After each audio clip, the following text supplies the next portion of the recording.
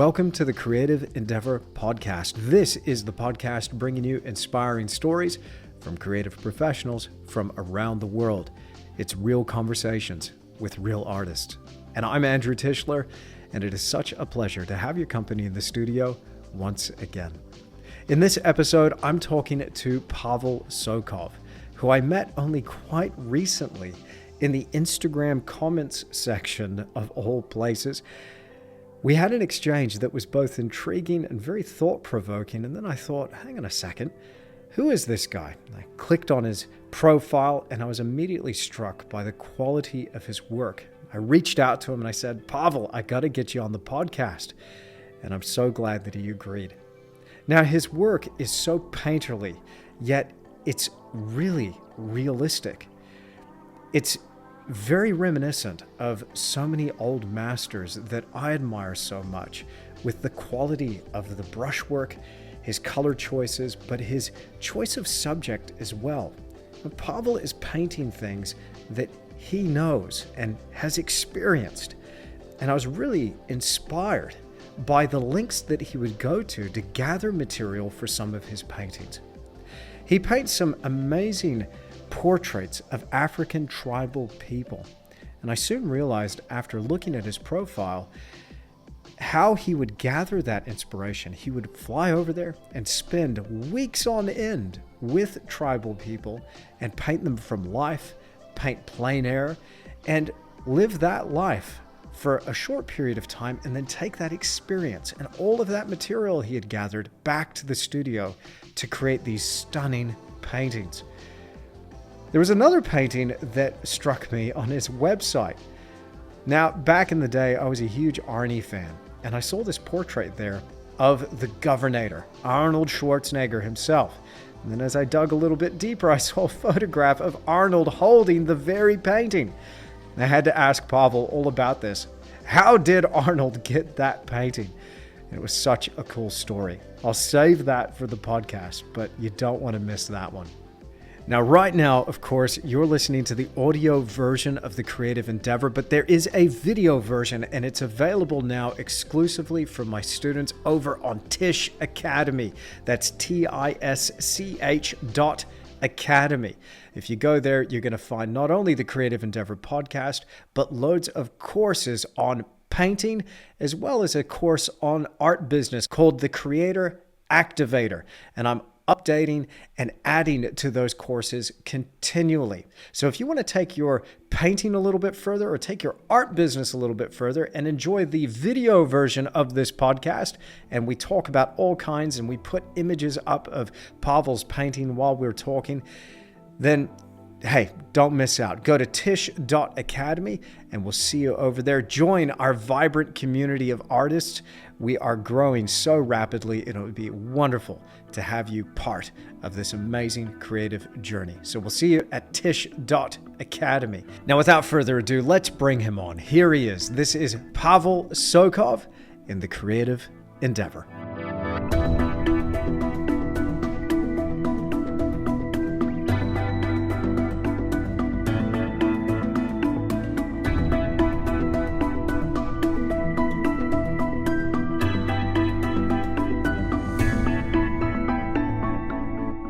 Pavel, absolute pleasure to meet you. Welcome to the Creative Endeavor podcast. Great to meet you, Andrew. So happy to be here. Well, look, man, I really feel like and I'm sorry, I'm almost ashamed, bro, because I feel like I met you by accident, but it's a happy accident because I was going through one of the posts that I made recently. There was an interesting discussion that was going on with one of these posts I made on Instagram in regards to AI and the size of the work and price points and all this stuff. And you jumped into the comments with some really thoughtful responses there.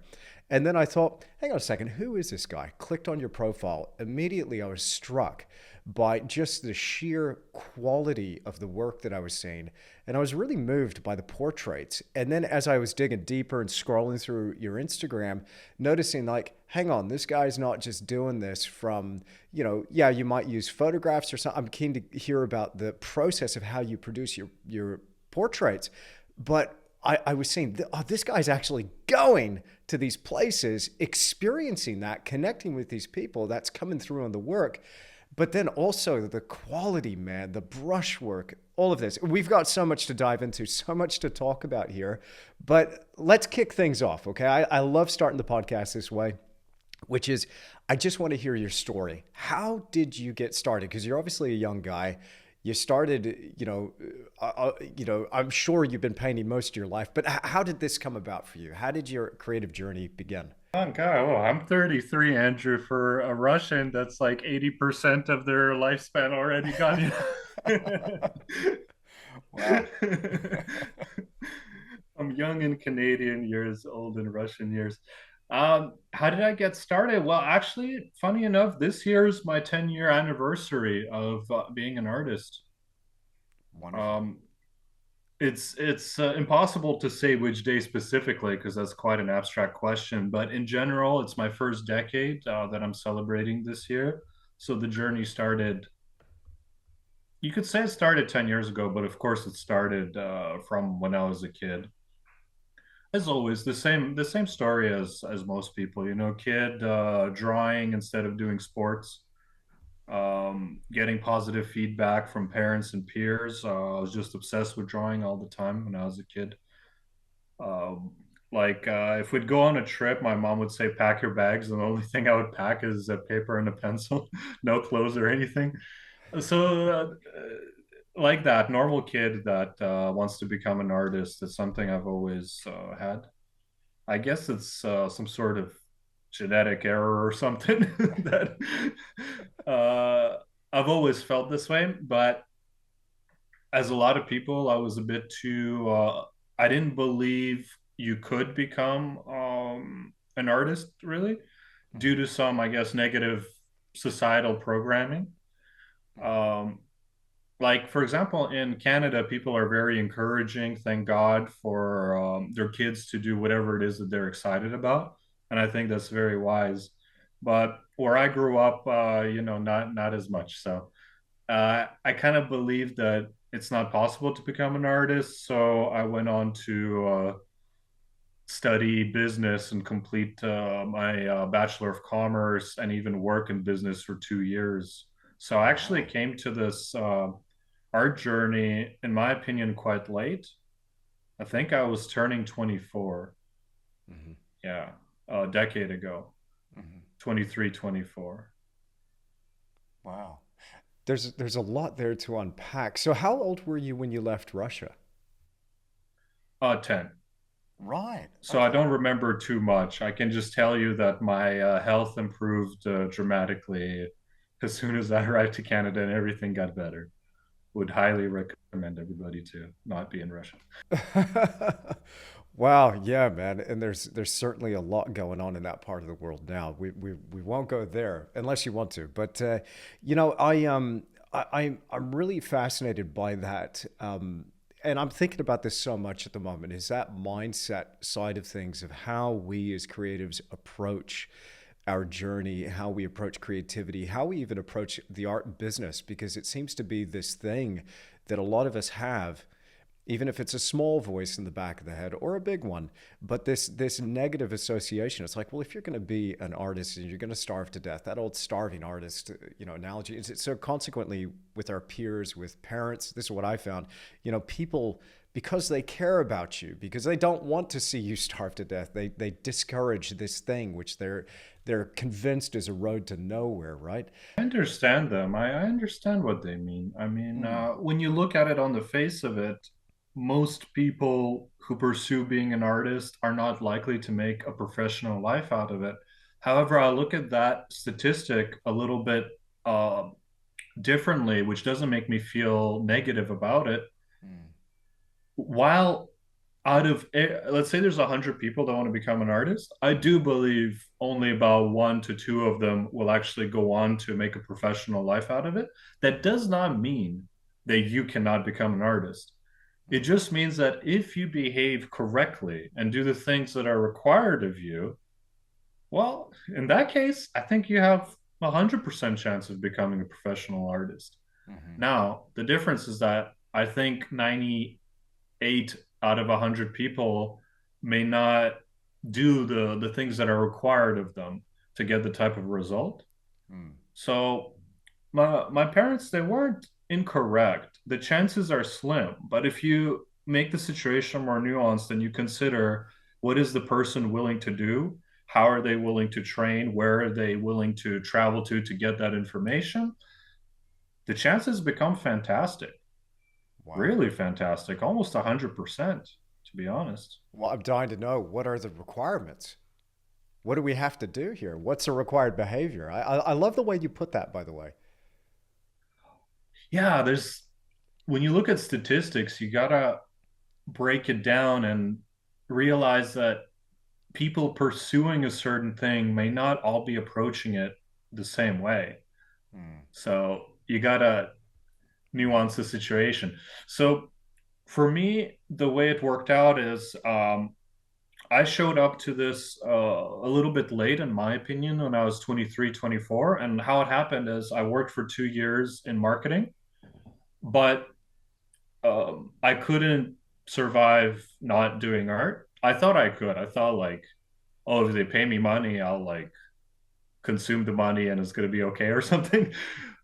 So I tried for 2 years. It was not okay. And what actually ended up happening is, and part of what answers your question about the training is, I was flying to Las Vegas for my job at the time. I was a marketing director for like a tiny company. And I flew to Las Vegas to do a trade show for them. Um, and at that trade show, I had this opportunity to fly from Vegas to LA if I don't sleep during the night and show up on Sunday and go to this workshop, the conceptart.org workshop. I don't know if you've been exposed to this, but when I was a kid, before I became an artist and I was drawing on my own time, my education consisted entirely of art forums. Hmm. And conceptart.org was the biggest back in the day when I was a kid, Yeah, yeah, teenager. I remember it. You remember that one? Oh yeah. Man, that was my version of art education. As a kid, I would post my drawings, people were giving feedback. It was a really cool environment. So they would have these live events, and I've always wanted to attend one. And here I was, an hour and a half flight away. So I took the plunge and flew over to LA from Vegas during the night, arrived on no sleep. And I was so glad I did because I got to meet all these epic artists that I've been looking up to on the art forums as a kid. But more importantly, I think what really changed my life was I met these art students. One of them is actually one of my best friends. We've been friends for a decade now. I've gone Wow. with him on many of these trips, actually, that these paintings come from. And Wow. I saw these guys coming from Watts Atelier, the Jeffrey Watts Atelier in California. Yeah, yeah. They drove in for the event also. So I flew in, they drove in, and they showed me their sketchbooks. And that's when my world fell apart, and this understanding of what it actually takes to become an artist became more clear. Because back in Canada, we don't have art ateliers, or at the time, we definitely did not. And even Mhm. today, they're extremely low quality. Mm. So it seemed like I was a great artist already, since there wasn't really much to look at or to compare to. Mm. I was digitally painting at that time, and it's only when I was exposed to those art students and their sketchbooks that I realized, oh my God, I'm coming home after work. I'll be lucky if I can do 2 hours of practice per day, and that's even a fantasy. Mhm. These guys are doing 8 to 10 hours of practice a day. They're having full sketchbooks. It's impossible to say, "Oh, I'm going to become a professional artist," when you can't make that time commitment to do so, and when Mhm. there's other people that are putting in entire days nonstop. So that's when I realized, man, you're not going to become an artist by practicing 2 hours after work. That's just not going to happen. Wow. So when I returned back to Canada, I said, you know what, I got to go for it for real, you know? And the only way to do that is to quit my job. So I handed in my notice as soon as I got back because Wow. I knew that realistically speaking, like you can wish all you want, but if you're not putting in the hours, it's going to be kind of Yeah. unrealistic to expect the result and unfair, really, because other people are practicing. Yeah. So I quit in 2 months because the notice had to be 2 months. I didn't want to like, because I did the marketing for the whole company. I didn't want to leave them with no marketer. That'd be pretty rough. Hmm. Um, and I prepared to move to California and attend Watts Atelier. And I spent 4 semesters there over 2 years. So 6 months in California, 6 months in Canada, 6 months in California, 6 months in Canada. And Wow. that's where I became exposed to oil painting and traditional painting. And Mhm. that's where I start counting my journey as an artist to be starting. Wow, man, what a journey. And that's, hearing that, I gotta admit, I feel a little bit like I missed out, because my start happened in Perth, and I guess it was just a different sort of thing. But I was watching some YouTube videos, probably about 10 years ago, some of the stuff that Jeff Watts was putting out. He would do a Friday night live session, wouldn't he? With where he would be doing some. I remember he was at the time he was doing some master copies. He would just take like a little piece of a Frazetta painting and just look at the facial structure, the colors, the brushwork, all that, and then he would do an NC Wyeth or this or that. I remember a Lion Decker or something. I remember it being really informative, really fun, just kind of going, dang, man, I wish I could get around that at the time. We just didn't have anything in Western Australia that came even close. And so here you've made that association. You just jumped all in. There's so many directions I Oh yeah, want to you can't go. in Canada. There's no. It's like Yeah, Perth. yeah. If you want to learn fast, you want to learn well, you got to go to America. I mean, if you happen to be in California already, that's great. But if you're from Canada, you got to get on the plane and get going. So, So what I did was I had savings from my stupid little job, and I used all of them to spend my time in California learning this. It was some of the best times of my life. It was absolutely epic.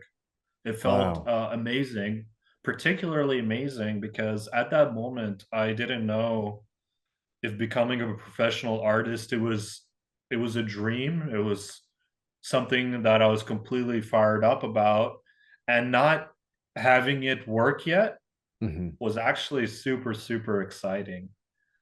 So whoever hasn't started yet, the best part of the movie is actually that moment where you don't know if it's going to work.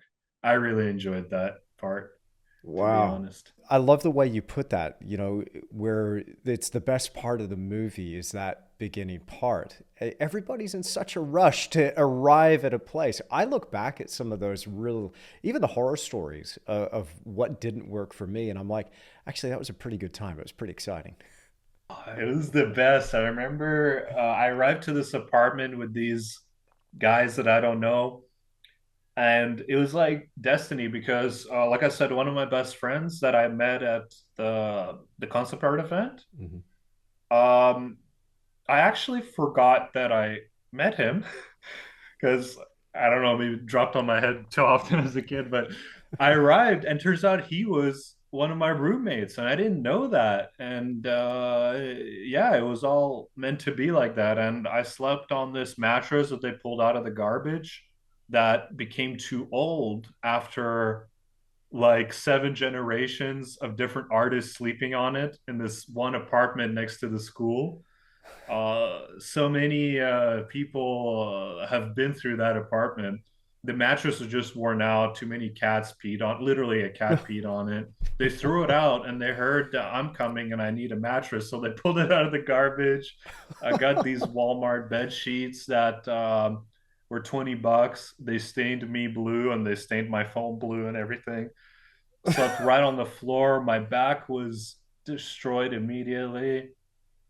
It was Wow. great. The apartment was disgusting. It was horrible. It was the best. I really loved it. I'm so confused right now. All this stuff where most people would just be flipping out, going, "Wow!" But yeah, it's interesting to reframe it Yeah, that that's what way, you isn't it? want when you're starting out. That's it, man. When when everything is messed up, that's fuel for the fire. When you don't know if it's going to work yet and everything Yeah. is just a dream, it's fuel to not sleep so much. Like at that time when I was at What's Atelier, sleeping wasn't really a thing. Wow. It was like 10 to 15 hours of art every day, no Wow. days off, And I remember our only time to like relax was we're supposed to watch the Game of Thrones episode that will come out on, I forget, maybe Tuesday. Except when the Tuesday rolled around, we sat down for the Game of Thrones. I'd fall asleep in the first 10 minutes. So it was quite the time. I really loved it. Wow. So how many how did Jeff run that thing? I've got to get him on the podcast and pick his brain, but how many people would be there at any given time going through this? So if you're going through with a group of people, how many people are doing these sessions at any one time? Oh, Jeff would give you a more accurate answer, and I'm sure it changes over time. When I Mm. was going, I'd say there was like a good 60, 70 people there, but it's Wow. not every class has everybody you know. You Hmm. actually build your own curriculum. So I showed up, and Jeff Watts was like, okay, so you're a beginner. You should probably take only drawing classes. That's what Hmm. is the reasonable thing to recommend. Hmm. But if you're stubborn like me, you can still go ahead and take all painting classes. Okay, Jeff, that sounds great. You're right. See you in the painting classes. Hmm. So people have different strategies and different things that they're working on Right. during that time in their journey. So you see Hmm. different friends in different classes. But overall, there's like maybe 70 people, Wow. and you're all going through these things together. The camaraderie was epic.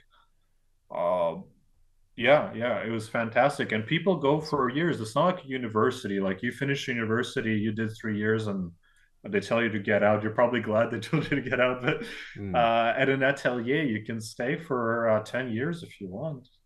Wow. Wow. That's amazing. So coming out of your corporate gig where you're working as a marketer, I mean, even though the way you described it, I love it. I forgot how you just worded that, but I absolutely love it. But that little job that you're referring to, do you feel though that had some benefit to you as an artist? Because not only are you a fantastic artist, but you seem to have the business side of things dialed in. So was there some sort of influence there from that former life?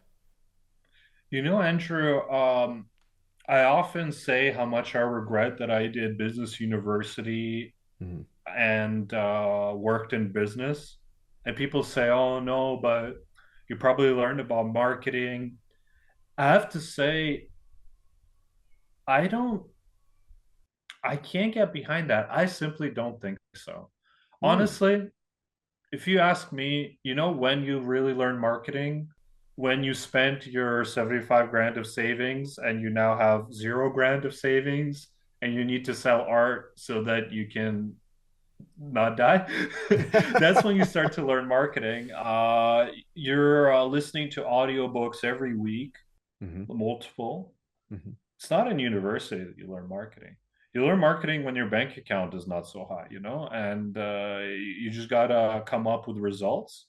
Wow. And that urgency, if you have it, you're gonna learn marketing real quick. You're gonna seek out the books, and you're not gonna do it because somebody told you. You're gonna do it because you told yourself to do Yeah. it. Guaranteed. So it's that high pressure situation, like literally do or die. We got to make this work. Yeah, winning is very important to me, and there was no way I was gonna lose. So yeah, I went to university. Maybe they said something there, but to be honest, starting your own company and plunging headfirst, no job, that's when you really start trying things out. Like Hmm. I had art podcast for a while. I did YouTube videos for a while. You may not Fantastic. know. Fantastic. You start jumping into all these things, and you're saying, do I have a proficiency here? This, that. You don't read about it in your textbook. It comes out of you. You're looking for other ways, like what else am I interested in? Or I saw this guy's doing these cool videos, maybe I can do it too. And then you find out, no, you can't do it too. Like you try. And Right. I always, maybe it's different for different people, but I recommend the best way to learn is a high pressure situation. Mhm. And the same happened in my art career as a whole. I kind of got I got really lucky with the start of my art career, but I also took that and I added more fuel to it. So what am I trying to Mm. say is I put myself in situations where I started doing work that I wasn't yet capable of doing. So after one semester at Watts Atelier, which is 3 months, right? I touched oil paint for the first time. The first day I found out how difficult it is. I had such a huge shock. It was plein air painting was the first time I did oil painting. Oh, wow. And it Talk came about out deep looking end. like it was horrible, man. The painting looked like literally a child did it. And this was really tough coming off of my digital painting, which looked quite proficient. So I saw that oil painting and I was like, dude, what have you done? You just quit your job. You thought you're gonna be so good. What is this painting? It's horrible. It's like kids have done better ones. I went home to that old mattress and I laid on it and I was like, oh my God, you gotta you gotta fix the situation. But then you fix it, 3 months later, I started taking commissions on Reddit, and I was doing them as digital paintings, which was comfortable for me at the time. But then some guy said, "Hey, why don't you do it as an oil painting?" And I Mhm. talked to the teachers, and they're like, "Yeah, dude, it's been 3 months that you've been oil painting. I don't think, calm down a little bit. Maybe not yet." I said, "Cool, that sounds really reasonable. I'm gonna do it." So I did it. I had no idea. I had no reason to believe that I could pull off an oil painting commission at the time. Mhm. Mhm. But just that pressure that I said yes to the person and my commitment to a person that when I make them a promise that if you're trusting me with your painting that you want to do, I really appreciate that. I take that super seriously. And I'm not saying that just because it really matters to me. Mhm. And even back then, people were paying me like no money at all. It was like $300 or something. It doesn't matter. I took it very seriously. Mhm. So that commitment forced me to make a pretty decent painting for that person. And it built up a little bit of confidence. Uh, and then Time Magazine reached out to me through a crazy miracle of some sort and asked me to do the Time Person of the Year cover of Vladimir Putin in 2014 um, when he was doing the invasion of Crimea. And they picked me just because I'm Russian and just because they happened to find my website. It's a miracle, basically. Wow. But it was such a miracle that when I received the email, I submitted it to Gmail's phishing scam. There's like a button to submit it as a scam. So I submitted it as a scam, but I kept engaging with this scammer. I showed it to my teachers. They're like, "Yeah, dude, I don't know if Time Magazine is gonna do a cover with like an art student, man. I really don't know about that." I'm like, "Yeah, me neither." But Wow. they kept answering until they sent a contract, and it turned out to be real. And it was so, so, so terrifying at the time. Amazing. I like turned green and stuff. People thought I had a fever. Um, yeah, but I said yes. I signed a contract, and it's when I did things like that Mhm. I said yes to things I honestly have no business saying yes to. Mhm. Um, yeah, like a couple of hairs would fall out of my head or something. I'd turn green. But in the end, I always pulled through and it showed me, it built a confidence that no matter how scary it is, and no matter how much I haven't tried it before, if I made a commitment with somebody, I'm gonna make that happen or Amazing. die, I guess. Haven't died Amazing. yet, so I've made it happen each time. And I really recommend that to anybody, to say yes to things you really probably shouldn't be saying yes to, if you know what I mean. For sure. Uh, Listen, Pavel, tell me the story of the Governator.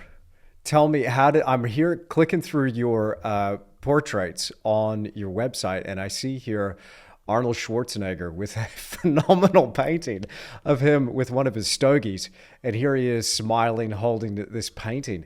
How did that painting come about? So when I was a little kid, my favorite actor was Arnold, and I was Yeah, same. watching his movies with my dad. I remember we had his Planet Hollywood restaurant in Moscow. Hmm. We went over there back. That was the first American food I ever ate, I think.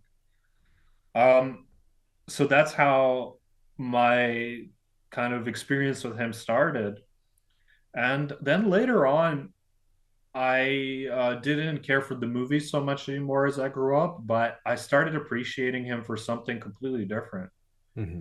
I was really kind of like what I just spoke about, this whole idea of doing things you have no business in doing. Yeah. I think Arnold would not be offended. In fact, he would be proud to hear that he kept on jumping at things that he had no reason to believe he would do well in. Yeah. And he just did them anyway. And Hmm. there is nothing that I enjoy more than that. He just said, he's like, I can't speak English right. I don't look like a human, but I'm going to become an actor. That makes no sense. I love it.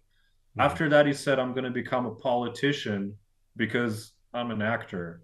That makes no, well, no, that's happened before. We That had makes a little Reagan. more sense. Yeah, yeah, Yeah, that has some precedence. yeah. But I love the ballsiness of it, Hmm. And I really admired that he never rested on his laurels, Yeah, which is such an easy thing to do when things are going quite well. yeah. So that's what I admired him for, and that's what brought on making this painting. So I knew that the governor he was quite active on Reddit. So I thought, hey, why don't I paint him? I'll post it on Reddit. The painting's going to be awesome, so it's going to get upvoted. He's going to see it and he's going to like it, and then he's going to ask to pick it up. So I made the painting. It came out pretty great. Uh, and I even made a YouTube video of it. And I was kind of talking about he had these inspirational speeches that really affected me, Mhm. even on my journey when around that time when I was deciding to become an artist to quit marketing. Mm. That those old school. Remember his motivational speech about how you just got to be ballsy, you got to go do it. Doesn't Sleep matter what anybody faster. says. Doesn't matter. Yeah, yeah, yeah. Yeah, yeah. Uh, those really helped me at the time. Mm-hmm. So that's kind of what I was thinking about while I was painting him. Then I posted on Reddit, and it all went according to how I thought it would.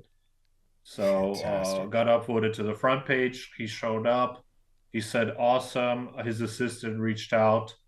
They grabbed the painting, and then we were gonna do. He wanted to do a painting, like a commissioned painting for a charity that he was doing. Um, so I said, yeah, of course, let's go do that.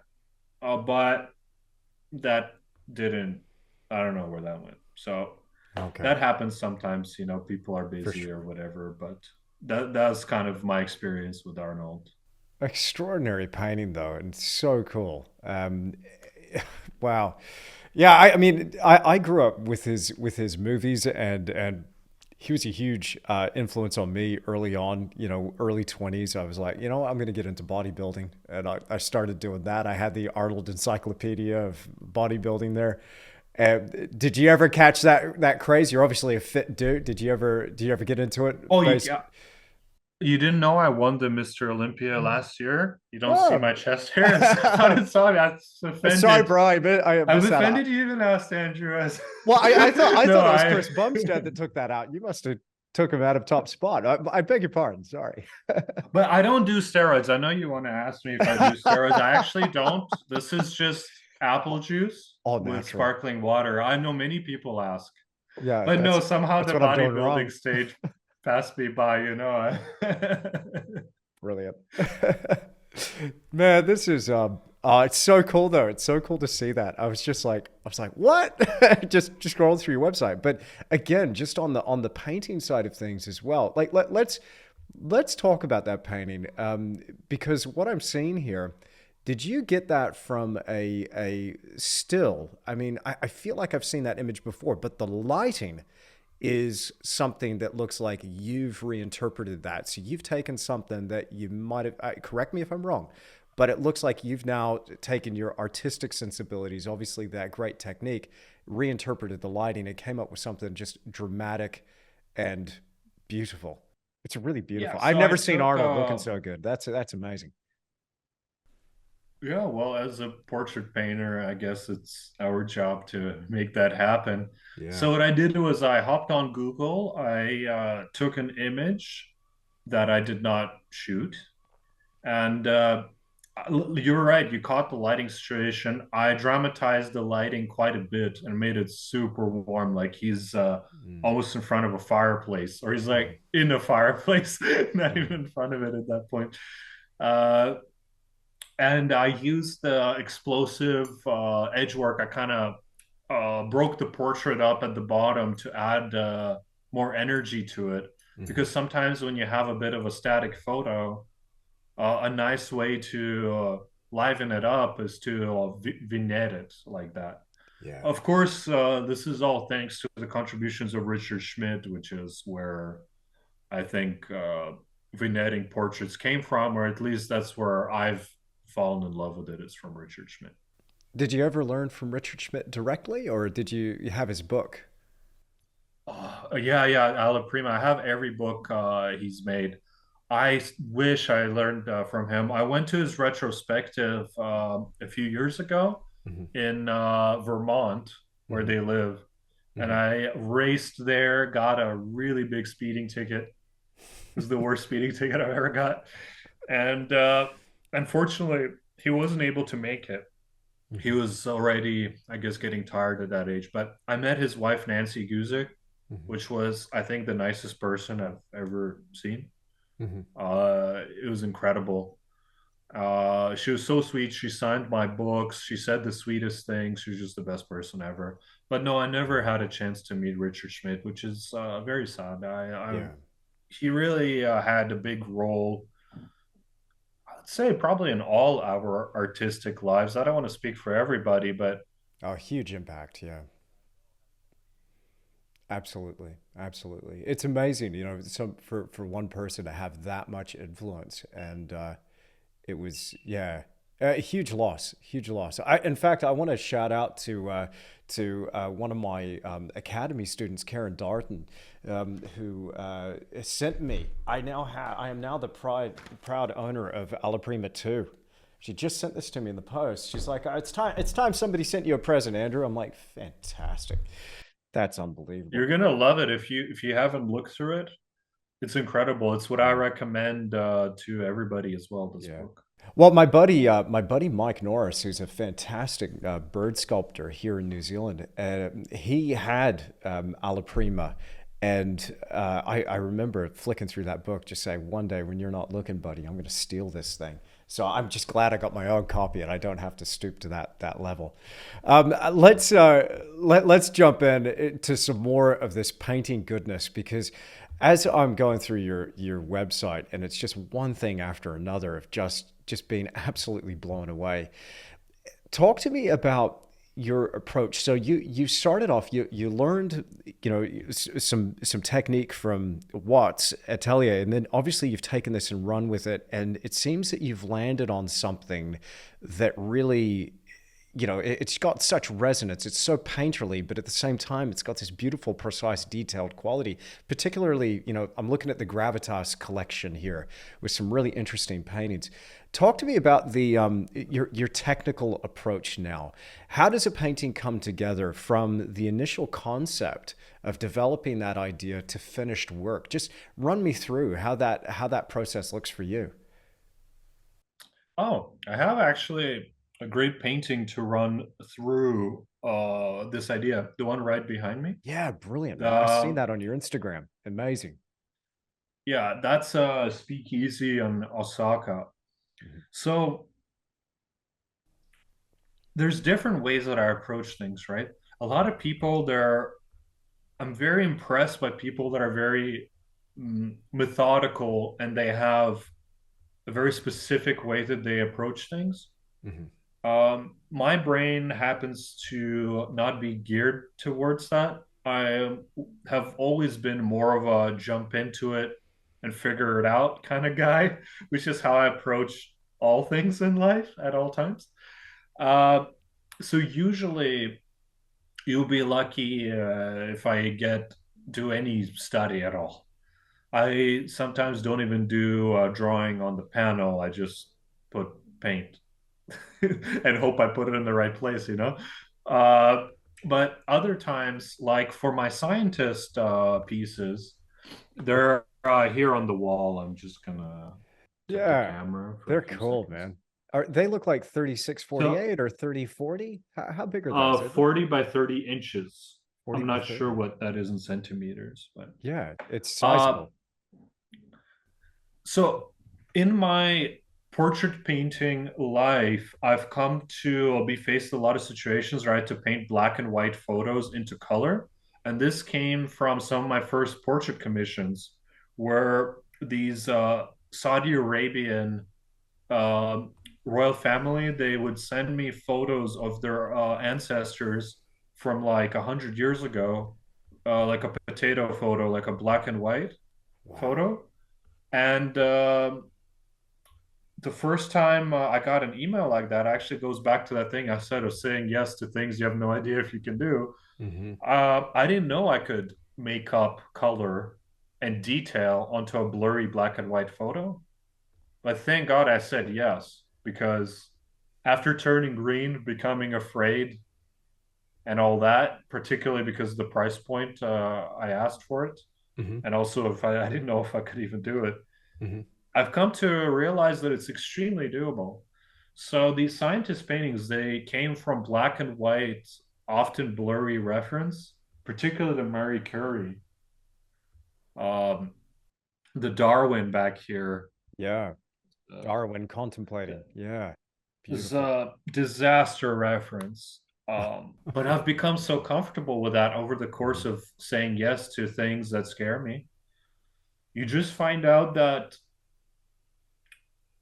color, I'm lucky with color. I think that's my artistic stat boost that I got for free. Hmm. Um, my drawing skills are a hardship for me, but my color, I think I got it easy, Hmm. genetically speaking, somehow. I Okay. don't know, it's just kind of clicked. I'm not sure. Hmm. It was just a freebie for me. So I would, at best, for George Washington Carver, I did a small color study to figure out what colors I want things. Um, and then I would do the large one. But for Einstein and Marie Curie, man, I didn't even bother with the color study. I just went right in, like a crazy person, and Wonderful. it worked out fine. I don't regret it. Nothing bad Wonderful. happened. But with this bar painting, um, I wanted to be a bit of a good boy. So what I did was I took all the photo reference that I shot at the bar in Osaka on my recent trip. I opened it up. I found all his best poses, all the best background, and I think I spent 10 hours photo bashing all the different photos into one image. Hmm. I think I tried out like 8 different poses Hmm. for the guy, and like moving the drinks around and stuff like that, trying to get the bottles and things to balance each other on the canvas to make your eye not be too much stuck on one part of the painting, but to encourage it to travel Yeah. around. It's got a great So I flow. used, Yeah, it's beautiful. oh, thank you, thank you. Yeah. I used Photoshop to accomplish that part. Hmm. Then I wanted to be a good boy, and I did a 9 by 12 inch color study, which oh, it's right there. Hopefully, get it. And if you're just listening to the audio version of this, folks, just beware that there's a video version too. And now we're getting a good look at some of these paintings, which is just awesome. So this Uh, is the baby one, right? how So beautiful is that? So 9 by 12. it's like it's like a mini version of the big one. It's the It's all same there. exact It's thing. it's all there, bro. It's Every all there. bottle, every Yeah. bottle cap, every everything. Beautiful. But look how tiny it is compared to the real thing. Wonderful though. But so you're no pun intended, but you're a full bottle, so to speak. As soon as you go to the big version, you've been there, you've done it. You know the road But ahead. I don't. I regret it, Andrew, Oh, because this study it was supposed to take me like 5 hours. You know, that's how people say they do studies, 5 hours one day. hmm. Yeah, that took 34 hours. Oh, wow. Um, and there's a couple of decisions that I got to play with when doing the small version Mhm. that I took into the big version. But ultimately, honestly, I think I could have just jumped into the big one. I would have figured that out just fine. Right, right. Okay. For me, at least, I'm not propagandizing not doing studies. Absolutely not. It's Mhm. just whenever I don't know. I try them once in a while. Mhm. It just doesn't do anything for me. I honestly don't know. I will keep trying. I think it Mhm. makes a lot of sense. Mhm. Mhm. Yeah. But in this case, that's how that went. But I just kind of felt like I had to paint the same thing twice. But it's okay. It helped me figure some things out, I suppose. Mhm. So to answer your question, I have different ways of approaching each painting. I'm not stuck on a certain methodology. Mhm. Sometimes I'll jump in with a drawing first. Mhm. Other times I will just start painting with no drawing underneath. Sometimes I'll do the drawing in charcoal. Sometimes I'll do the line work in paint. Sometimes there will be no line work and I'll just go straight into shapes. So my brain I've found over time is that it's better suited towards shape-based drawing. Like I can find the drawing in large masses and large shapes. Whereas even at Watts Atelier, we were kind of taught to do a really detailed, really awesome line work lay-in. And I tried and tried and tried, and I just underperformed and kept underperforming. Um, and I've kind of learned to not fight it so much and try to go to where my brain has a proficiency. Mhm. And for me, it's when I start putting the big shapes down, like a hair shape, the eye socket shapes, and I start to be able to see the proportionality that is required. But other times I want to challenge myself, and I'm like, you're going to do this lay-in as a line work. Mhm. So next week I'm going to post a geisha painting. It's behind me also. Beautiful. Yeah. I'll bring it over. This one I started. You'll see in the reel that I post next week. I Yeah. started it with painting the line work Mhm. because I felt courageous. I'm like, you can do it. Whatever, try it. Mhm. I did it. I messed it up. The head was too much to the right, so once again I couldn't find the shapes correctly with the line work. But Mhm. then when I started painting, everything moved into place. Mhm. But it's not like that for everybody. Some people thrive with line work. Mhm. One of my best friends, he is awesome with line work. It's how he starts, and yeah, it works great for him. Mm. So maybe you ought to kind of see how is it that your brain works best, but it's also interesting to do it the way your brain doesn't work, just because it's fun to push it, you know? Yeah, stretch mentally, and then there's more capacity there potentially.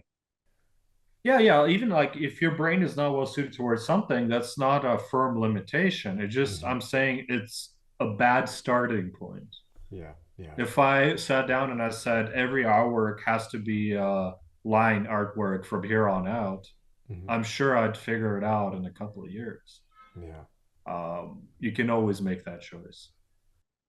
One thing I'm really appreciating about your paintings, and I notice this about so many paintings, is one thing that I actually struggle with a little bit is edges, the way one mass meets another or one shape meets another. Your edges are beautiful. And what I'm picking up, I'm just looking at this painting of Buzz Aldrin here. I'm going to assume that's Buzz Aldrin. We can't see that it's Buzz, but I'll take your word for It is. It's it. Buzz Aldrin, and in his casket is Armstrong. Oh, cool, cool. Excellent. I'm being a little bit cheeky there because, we can't see that through that reflection, but what a great painting. I love that blue, reflective blue line that you have. It looks almost like a cerulean cobalt, a little bit of magenta in there, maybe. This brilliant violet edge that you have On the within horizon line, right? where the white meets the black, or where that sun is really zinging off Oh, the helmet and oh the yeah, yeah, backpack. yeah, yeah, yeah, yeah. It's I'm beautiful. just looking at it in real life. Yeah. It's so painterly Um, too. So are you painting in one layer, or are you taking multiple layers to this, building up the body of the paint surface? Once again, my answer will have a similar format as that. Mm, It really depends. Most of the artworks are likely to be painted in one layer. wow. However, there's certain things that improve from multiple layers, particularly if I want to build up a bit of texture so I can glaze it down and get the Yeah. paint to go into the recesses. I find some areas call for that. Hmm. How do I determine if they call for that? I don't know. I just feel like it. I don't know. For sure. So, in the case of Buzz Aldrin, this was a one layer situation from how I remember it. 99% of the painting is a Hmm. one layer alla prima type of approach.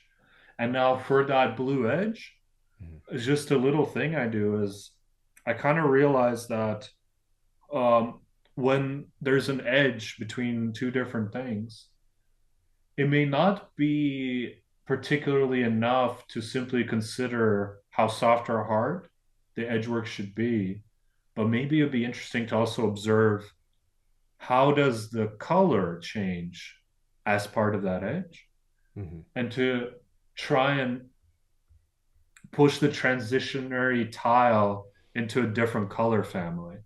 I find that's always fun. And I particularly use it when light is hitting somebody, even on this bar painting, on the big one and the small one, Hmm. where his shoulder is catching a lot of light. Hmm. The lamps at the bar are very warm. So I put an orangish transitionary tile as an edge work to that shoulder to kind of make it feel like the light is like vibrating off of the shoulder. Beautiful. Yeah. I'm always looking for an opportunity to do that. I find it adds a lot of extra interest Hmm. to put a little extra color tile in there. I like how you say that, a color tile.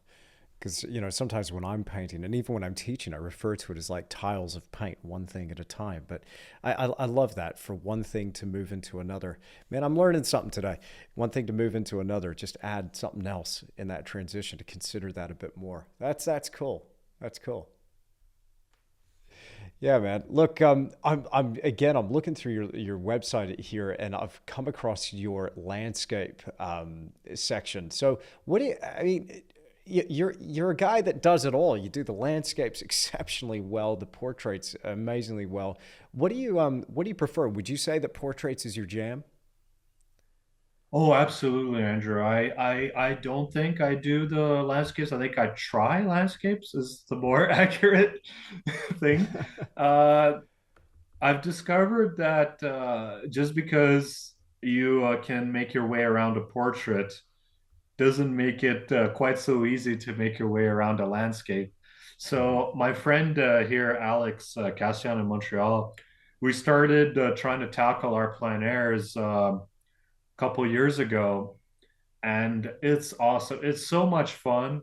It's great to feel confused again, to feel like you don't know what's going on. Your painting sucks. It's scary. Yeah. It's really enjoyable to feel that way, to Mhm. push yourself. I think there is a great area of improvement and discovery that I Mhm. have left in landscapes. And it's important to me.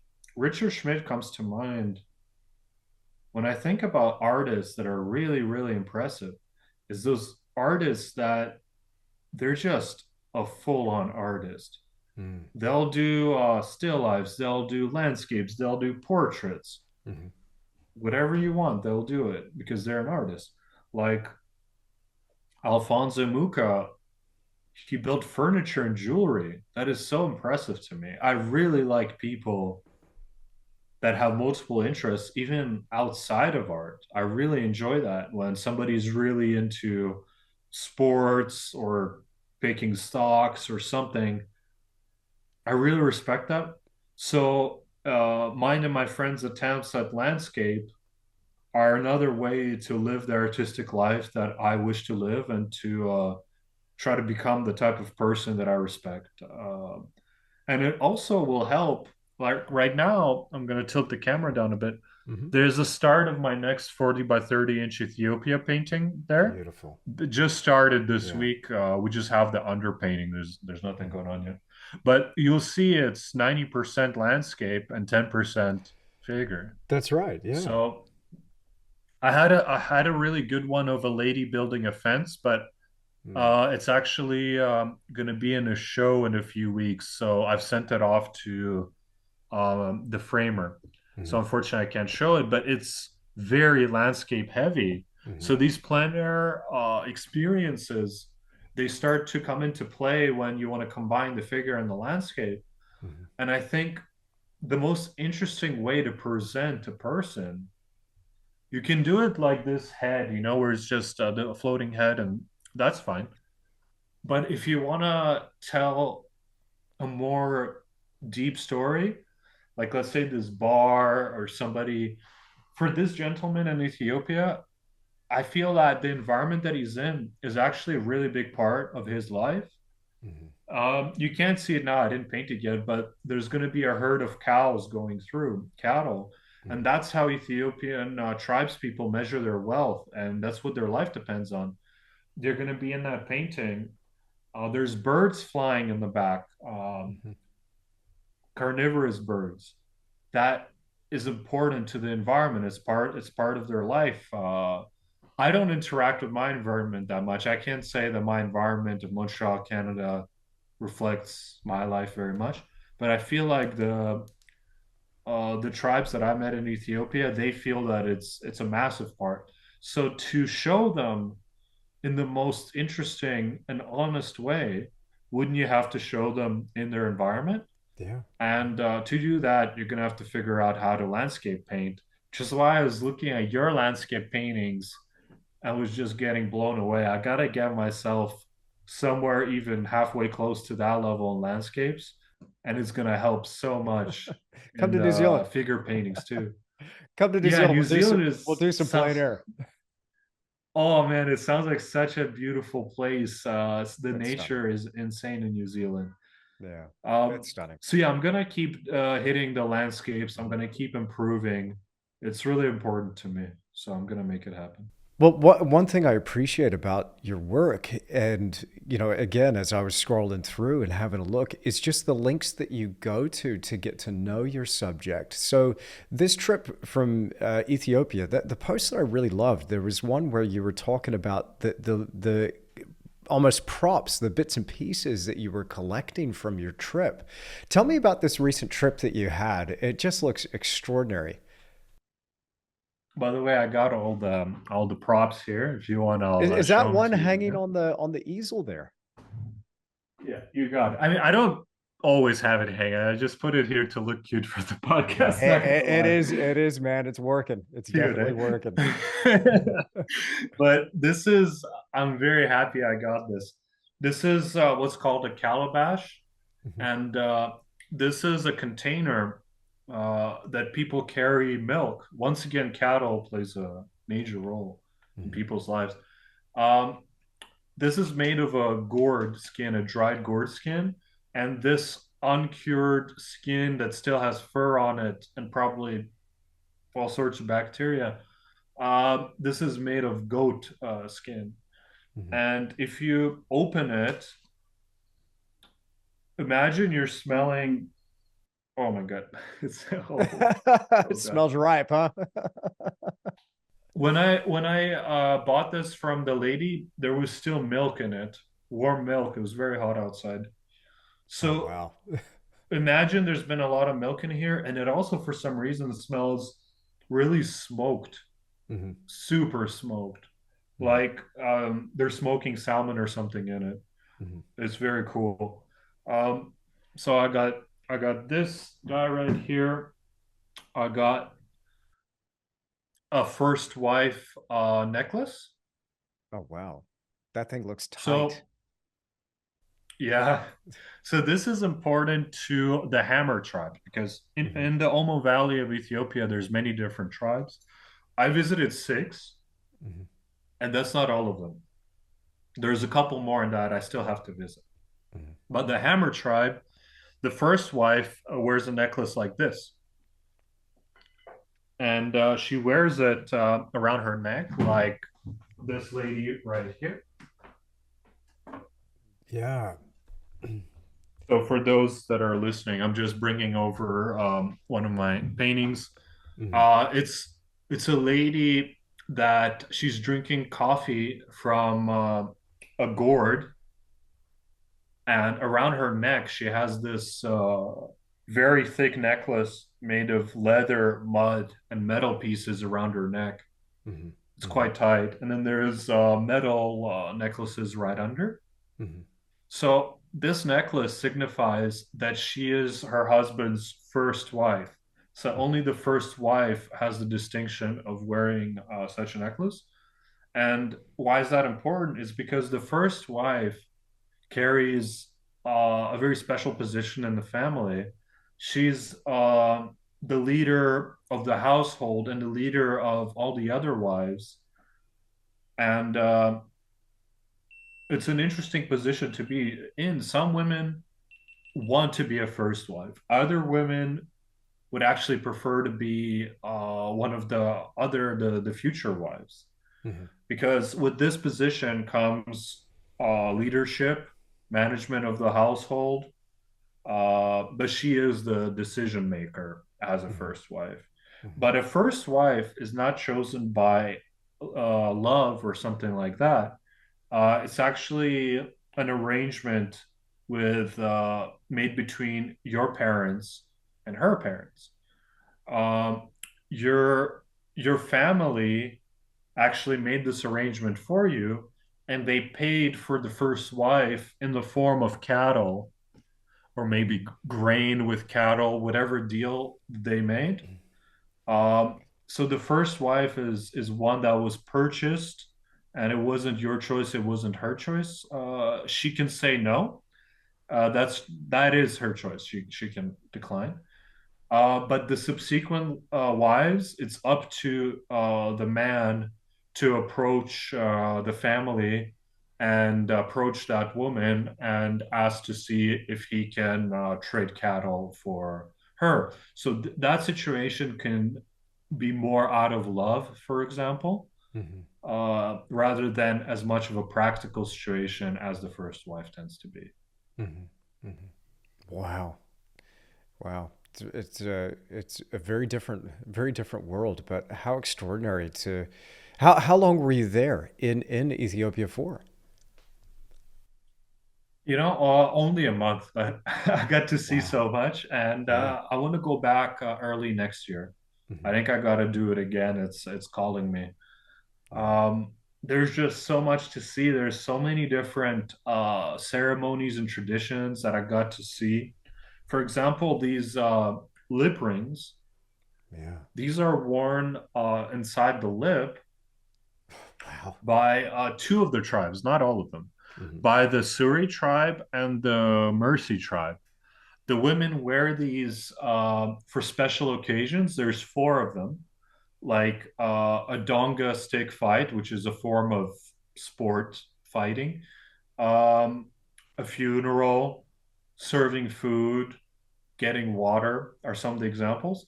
And when a woman wants to be elegant, she will wear a lip ring. And the bigger it is, and the more she stretches out her lip, the more elegant she is, and the more she shows her dedication to her family and to her tribe. So, for example, this lady here, Mm.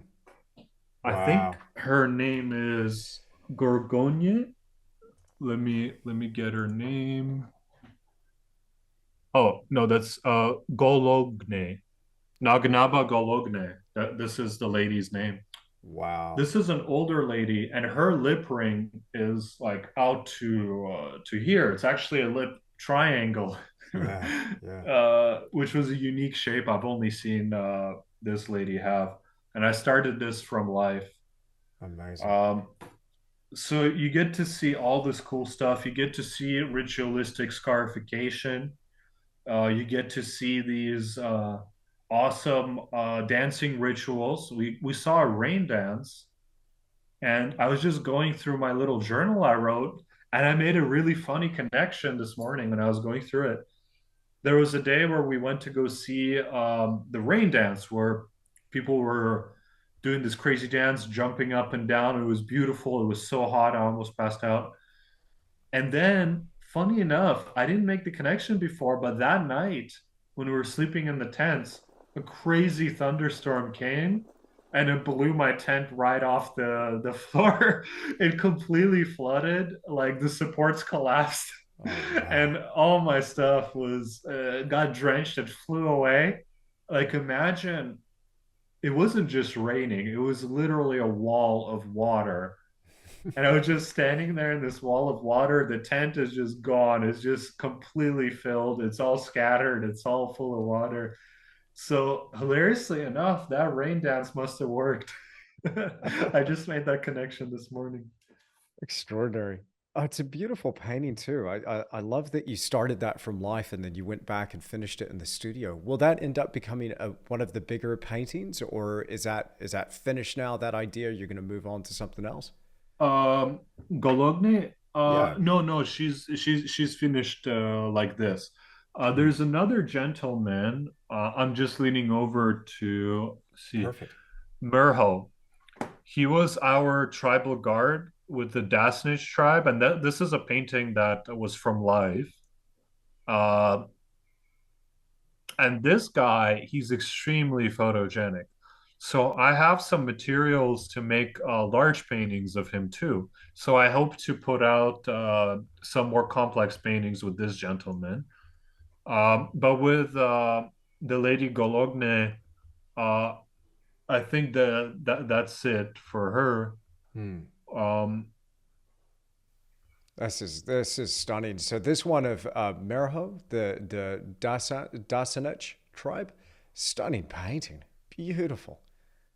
Thank you so much. He posed really well. The lady Nagnaba Gologne was my most stressful um, portrait session of my entire life.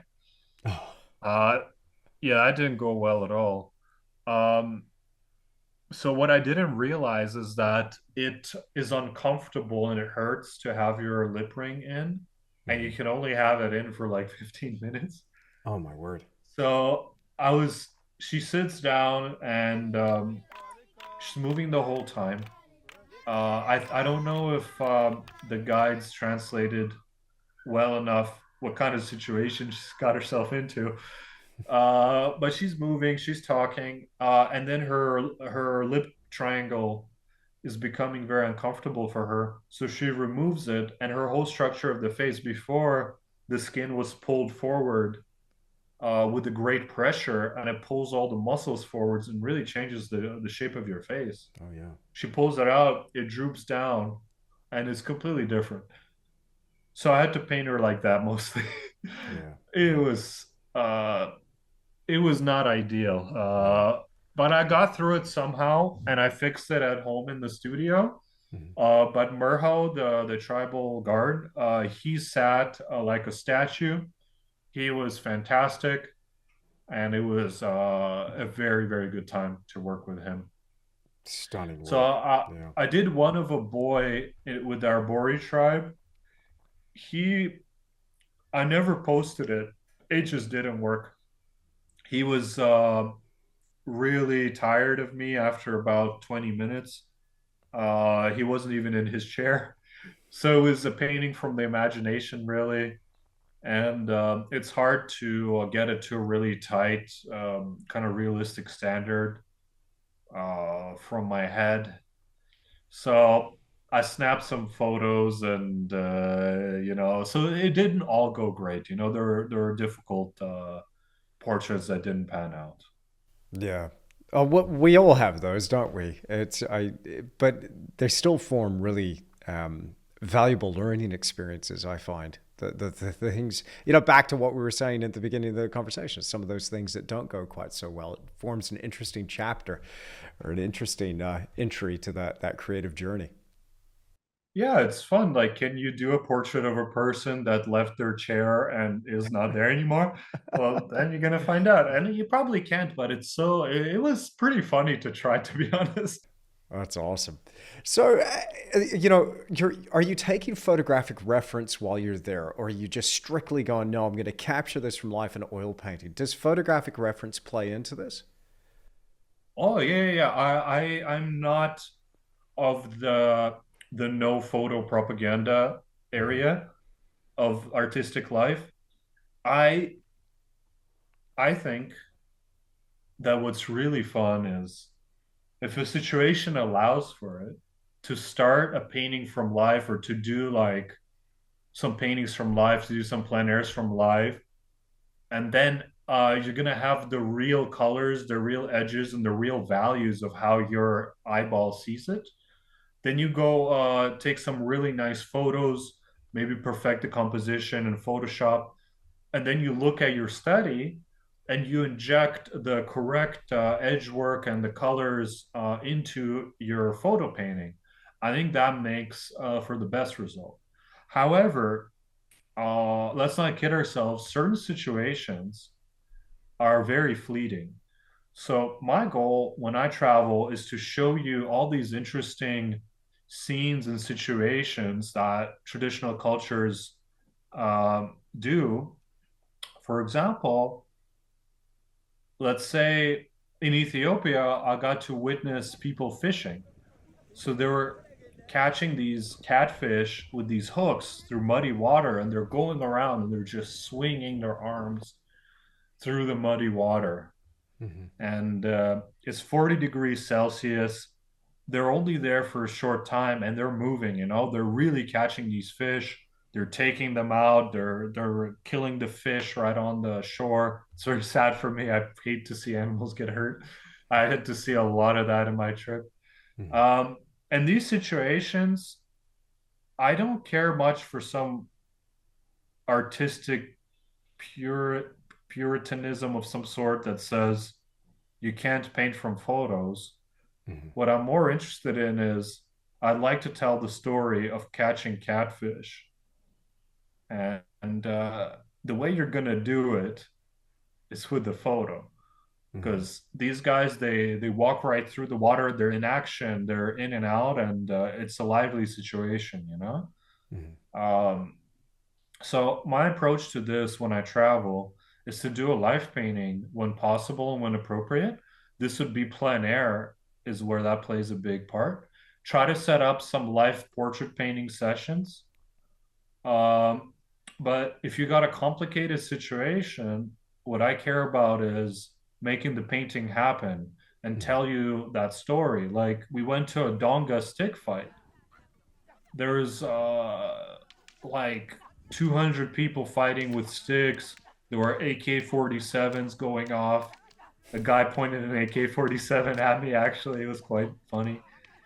And there's all this crazy action. It's so hot. People are fighting. There's blood everywhere. There's guns. It's intense. And I'm not gonna not tell you the Donga stick fighting story because my job is to show you how the traditional cultures are and to tell you their life. And I'm not gonna get to do that if I limit myself to life painting only. So Mm-hmm. for that, I snapped a million trillion Donga stick fighting photos, and then I got home, opened them up in Photoshop, and I just started photo bashing a composition of all the best poses, getting rid of things that shouldn't be there, and trying to set up a composition that, while that exact composition wasn't there, Mm. I feel that that image will tell you what a Donga stick fight means and kind of what it's like to be there. Amazing. Um, yeah, yeah. So that's my approach.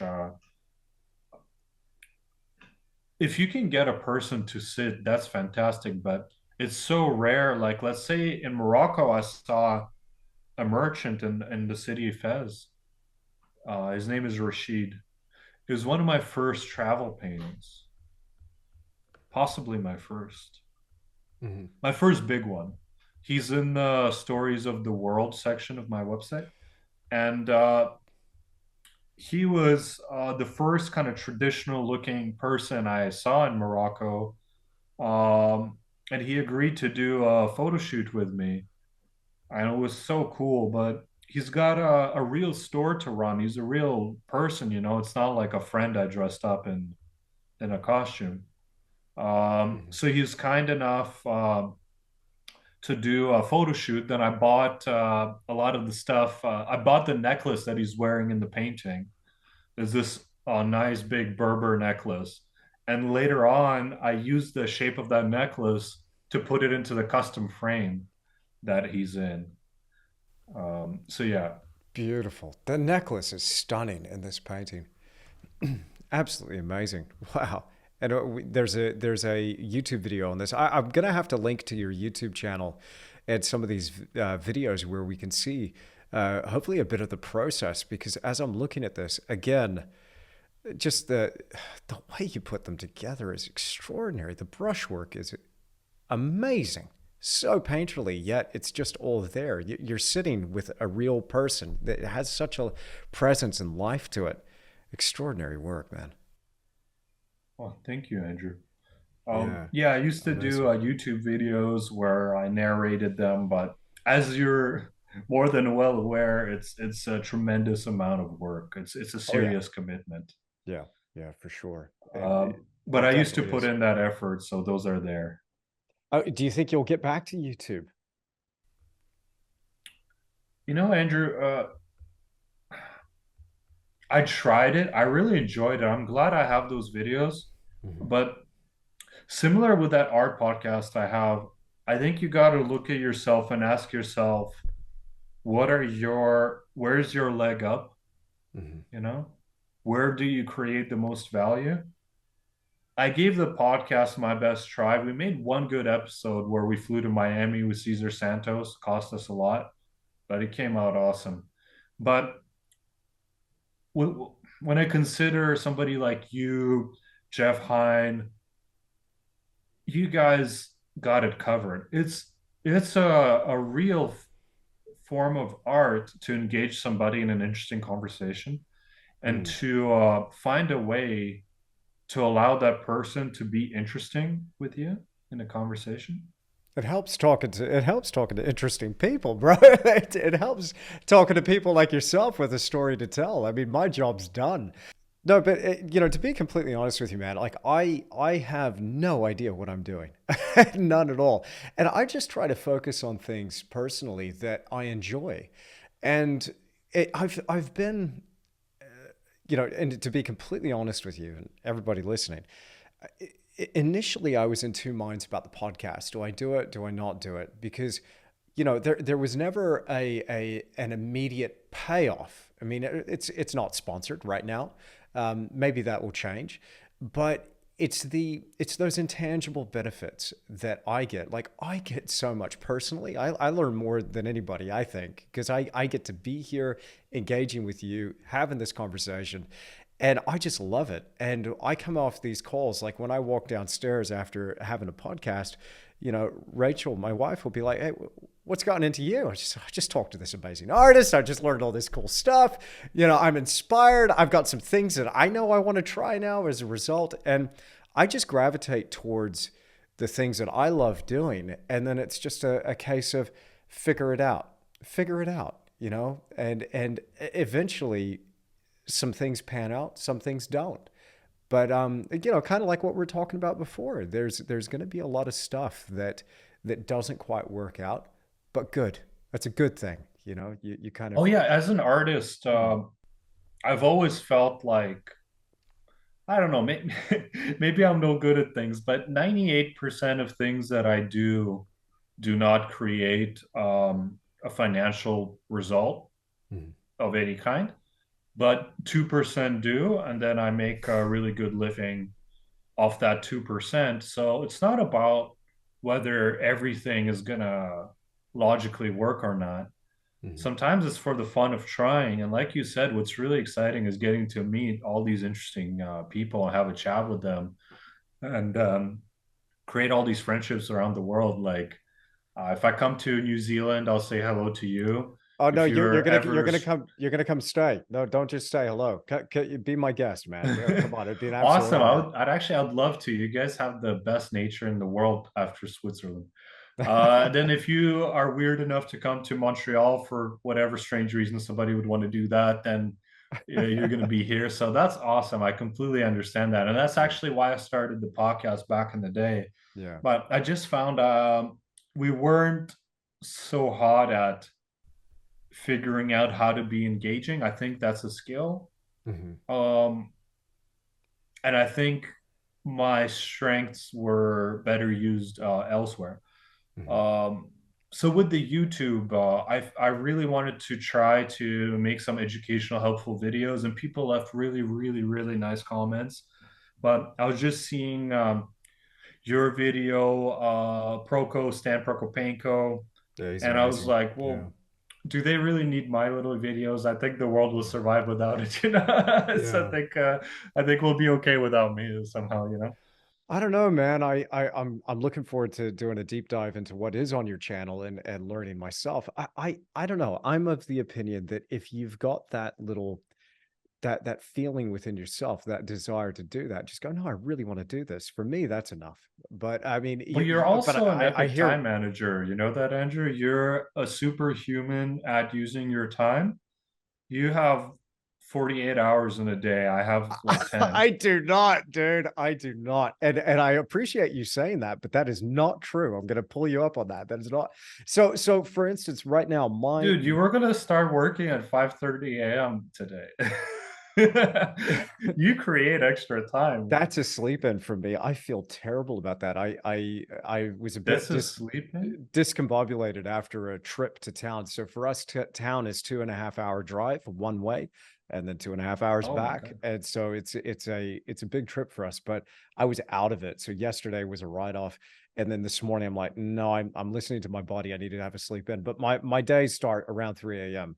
and then I can get to. Oh, Yeah, dude. Yeah. it's insane. Yeah. You But you, but the thing you is, I have mean, 40 hours in a day. a lot of people react to that. Like, we all get 24 hours. I mean, there's no getting around that. I wish I had 48 hours. But the thing is that when you start at that time, you're gonna have a stop point at the end of the day. I still get plenty of sleep, but it's just I go to bed super early. So I'm in bed around 8. I have to be in bed at 8. Like, it was like it has to be like a solid habit for me to do that. And so I get around, a little under 7 hours by the time I'm asleep. But there's a lot of people that are night owls that get less than that, and no one bats an eye.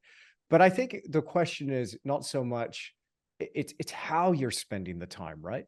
And I think the evidence does actually come out in your work. Like, for instance, with you, and back to what we're saying about your time at Watts Atelier, when you're dialed in, when you're passionate about something, when you're really interested in something, when something's a must for you, you figure it out.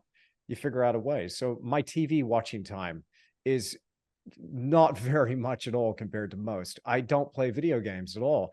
I don't really sit there and scroll on my phone. Like I'm super hyper aware of how those moments get spent. And then when you have people in your life that you really want to and need to spend that time with, now suddenly I'm becoming more aggressive and vigilant about where those hours go. Because I think to myself, if I'm scrolling my phone, I'm like, I could be playing with trucks right now with my son. And that's the most valuable place to be putting the time if I'm not working. Do you know what I mean? So I don't Yeah, know. yeah, yeah. We all have priorities in a way, but I see the evidence of an enormous amount of time just by looking at your work. I'm like, this guy's dialed in. He's got it. He's got the discipline, clearly. Oh, Andrew, I used to have, I think, the discipline, but then as everything started working out pretty well, I'm gonna be honest, I don't think I go that crazy. I used to be insane. I was the kind of guy that if I rang somebody's doorbell and they weren't opening it in half a second, I would start doing push-ups because I can do something useful in the next 10 seconds. Like that was how I was when I was starting at Watts. But then, unlike Arnold, when things went well, um, I got to say I became weaker as competitor. My paintings are not weaker, but I am not so savage anymore. So Mhm. that's something I really respect about you is that you're up late, apparently, according to you. For me, that starting the podcast at the time that you're starting would be an epic victory. Um, but no, it's when I was really hungry that I was Mm. behaving like a madman, you know. Now, not so much, you know. I have friends over often. We have dinner parties. We make cocktails. Go to bed like at 12, kind of late. Should be at 11. So I'm quite more permissive lately, and I'm Mhm. just trying to figure out is that something what is my relationship to that? Mm. Why not? Why not? I think it's a question of it's not a question of being right or wrong, but it comes down to what is your motivation? What is the thing that you're going for? What is the thing that you want? No one has a right to judge that or take that away from anybody. It's just what you want to do. But I found that the more things begin to go my way, it's kind of like that analogy of the flywheel. The more I start to go, okay, I'm going to apply even more force to this now because I've got more resources to throw at it. And so it gets going faster and faster and faster, more and more and more. But it's not so much to have more. It's so, for me, it's about maximizing what I've been given. And I come at it from the point of view of if I have this, then I have a responsibility to maximize this. And it's just a little bit of a twist on that. But there are some days where, I will burn out and then I just need to take a stop and pause. And in those moments, it's like, actually, I earn this little bit of relaxation right now, you know? And so I don't know, it's different for everybody, but I find that just this year, it's been, and funnily enough, it all seemed to happen. Maybe there's something to this. Maybe I'm Samson in reverse, but it all seemed to happen when I shaved my head. everything got real, bro. It's like, okay, the gloves are off and the hair. Oh man, I'm gonna shave my head too. I actually did Don't, you've got during that. amazing hair. Don't do it. Oh, I shaved it because I thought it would be funny. I just felt like that would be the comical thing to do. Yeah, I've done it a couple of times. I went bald for no reason. Tried Right to on. make my hair look as bad as possible. I don't know why. I just thought it'd be funny. But on that conversation, Andrew, there's as I got older, when I was starting out at Watts, right? I was doing the self-development books, Atomic Habits, everything. I've read Brilliant book. all of them Yeah. multiple times. Yeah. They're amazing, and they put me in the mindset that I think I needed to Mhm. get my career functional and working. and working pretty fast in a way that there haven't been too many moments where I was sitting there like not knowing how I'm going to pay the rent. I It got close like early on. There was maybe 2 or 3 months. It's not too bad. There was one time when I was living in a basement apartment and the ceiling was leaking this bathtub water from the neighbors onto my couch. And I Oh put a my bucket God. there and I was looking at it. And I really hate basement apartments. And I was just like, dude, what the hell happened? This is not your life. It's not supposed to be like this. Is not acceptable. And I got hungry and I was like, "Ugh, I'm gonna fix it." Ugh. And I made a financial goal for the next year, an absurd one. And then I went crazy. I started a podcast. I did an art show in Montreal, which was a disaster.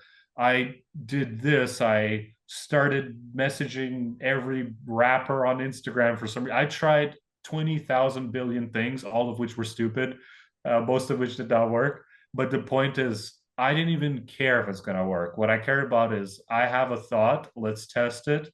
And I Mhm. went nuts. I did all the things Mm. and I reached that goal just the next year. But You reached the as I goal. got older, yeah, I did, Well I done. did. Fantastic. Um, but as I got older, I kind of found, Andrew, that there is this concept of power versus force that is something to consider and think about. Mm. Where before, as a younger guy, I was always yelling, "You gotta work harder more than everybody. You gotta work 1,000 hours," and Gary Vaynerchuk, like a hustle bro, but like an art hustle bro. That was me.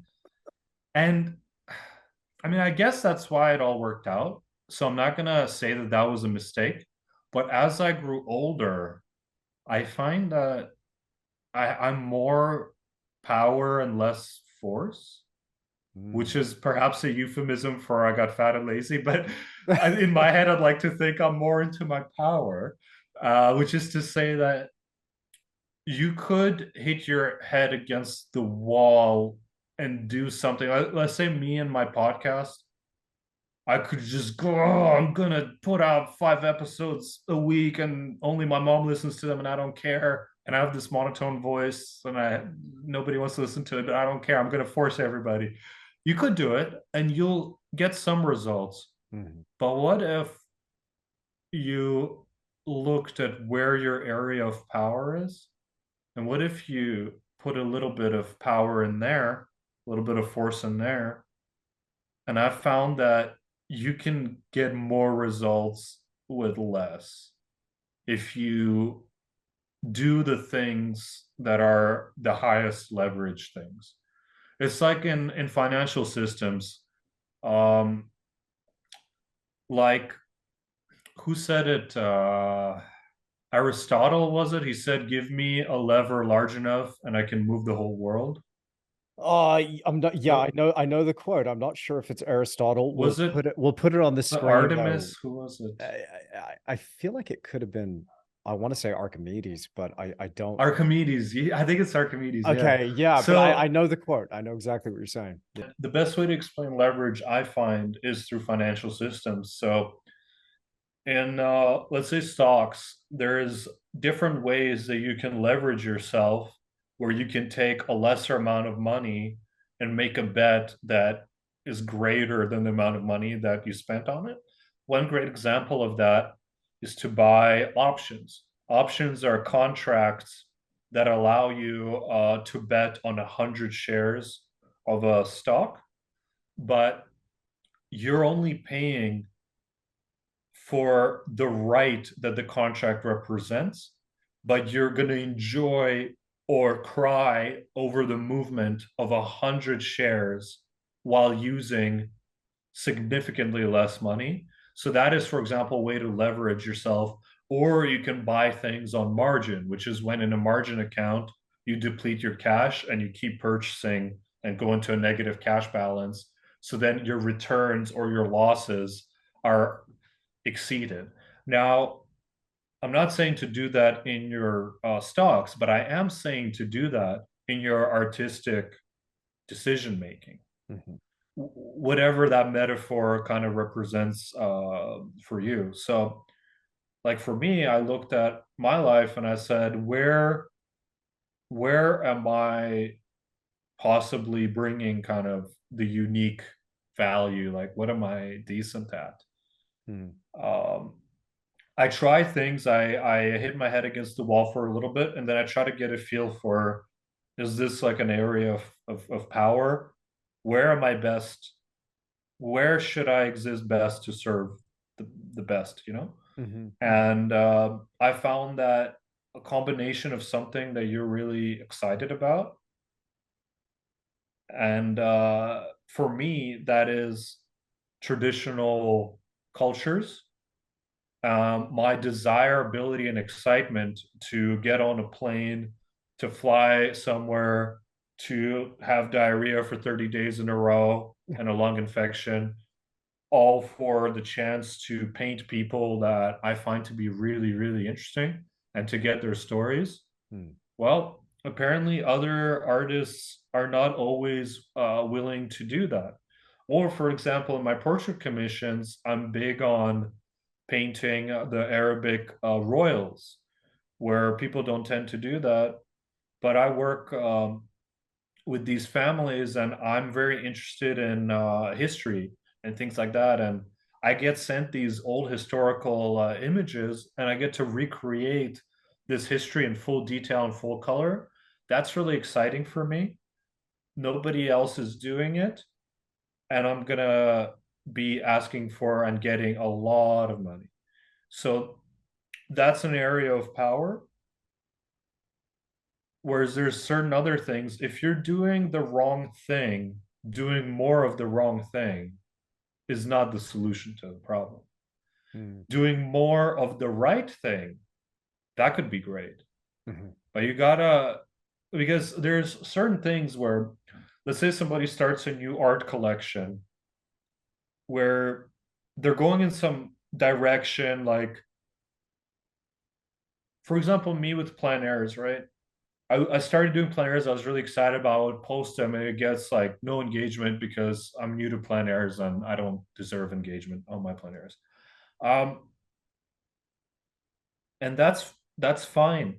But this, I didn't turn into an all landscape painter and hit my head against the wall and say, "Oh, the world, I hate you. I'm gonna make you like my plein airs." I know. I do my plein airs. I post them from time to time. People don't like them. That's fine. Um, I don't do. I still stay in my area of strength, but on the background, I develop my landscapes in a way that will benefit my area of strength. So I think there's certain things that some artists they might start doing a collection of things that just don't work, Hmm. and they're like, oh man, this project is just like not working, so I'm just going to do more of it. And the solution is more of it and more of it and again and again. And sometimes that's just not gonna work. And you have to have the wisdom to figure out, because you're gonna be bad at every new thing that you start, of course, but some ideas are bad ideas. um like there's an idea like never give up, you know. That's a nuanced idea. It's a very nuanced thought, and it should be broken down more carefully. Never give up on your overall goal of success as an artist. Never give that up. However, sometimes you're going in the wrong direction. Sometimes please give up on that. There's a little bit of a better direction there for you. Sometimes Mm. the world tells you where they want you. Like go where the world treats you best, you know. Go where your excitement in a Venn diagram overlaps with what the world likes you for. Um, so, for example, I'm not gonna go and start a plein air show. You know, I'm not gonna uh, do a plein air painting course right now. You know, Mm. but at a certain point, if that becomes the area of power, then do it. Do you know what I mean? There's a nuance Absolutely. to it. Absolutely, I do. Yeah. And for me, just reflecting on what you've said, for me, I've had this word. It's kind of like my favorite word, but incorporating also what you're saying about you know, changing direction, not being afraid to change direction. The overall goal for me is to have a career that serves people and is also enjoyable, where I feel like I am in my sphere of power. And that is the overall goal, and I'm shooting at that point in the horizon. But it's those immediate steps are not always clear. The distant vision is, but how I'm going to get there is not necessarily that crystal clear vision. And so my favorite word is until. I'm going to keep going until I find a way that will get me towards that goal. And so I'm just finding a whole bunch of stuff that doesn't work. I'm getting better at it now, fortunately. Been doing this 20 years, but and and I'm also quite amazed at the avenues that technology has opened up. Because when I started out, the internet was a particular way. We didn't even have Facebook, in the beginning, and then social media comes on, and now you have just in the last 10 years, even just one paradigm shift after another. And so I'll try this, I'll try that. That doesn't work. This doesn't work. Algorithm changes. Okay, we'll keep going until try something else, throw something else at it. But the one thing I can't give up on, I won't give up on, is that end point on the horizon. That thing, it's like I want to, because I just gotta. And I had this saying, I even put it on a T-shirt back in the day. I had this. I was thinking about bringing out a merch line that was called "Art or Death," and I had this saying to myself that it's like, I'm gonna make this work or I'm gonna die. I'm gonna die trying either way. Like, there is no other option for me. The old saying of burn the boats, so to speak. You know what I mean? You're all in. So keep going until I work it out. Oh, absolutely. I think burning the boats is a massive fuel for the fire that I think it really helps. So why quitting the job and all this stuff, that's powerful. Oh yeah. Um, but at the same time, I think as I'm getting older, right, I'm starting to think I'm a little calming down on the do art every second and don't do Mm, anything else thing. mm. And I'm starting to see value and I'm starting to see some power in learning other things, exploring other ideas, going traveling a lot, seeing Japan, Korea, making paintings of them, eating nice food, doing this and that. It's I'm starting to feel that how you paint something is very important to other artists and to Mm. yourself. Collectors and the world at large cannot tell the difference between you and a beginner, unfortunately. No, you think Uh, so? Okay, interesting. Very few people, of course, I know people that they just have such, I guess, a high IQ that despite them not having anything to do with the art field, they really can't see the edge work and things like that. But I've noticed in my life that most people do not perceive quality past a certain level in realism painting. Like there's a certain minimal level that when the Yeah, painting hits it, yeah. I feel like most people no longer receive additional You're right. Yeah, enjoyment. yeah. Absolutely. Um, and I think being an interesting person that knows a bit of the world, sees a lot of different situations. At a certain point in your journey, which is not at the start when you're a student, maybe after your first 10 years, like me, it could be interesting to maybe not worry so much about painting every second, but worry about being a more interesting person, maybe. And Mm. maybe if I'm a more interesting person, then I'll make a more interesting painting for you. And maybe I'll drink a bunch of cocktails before I do it, and maybe I'll sleep more than I should. Maybe I might even turn on a video game, although that's rare. I wish.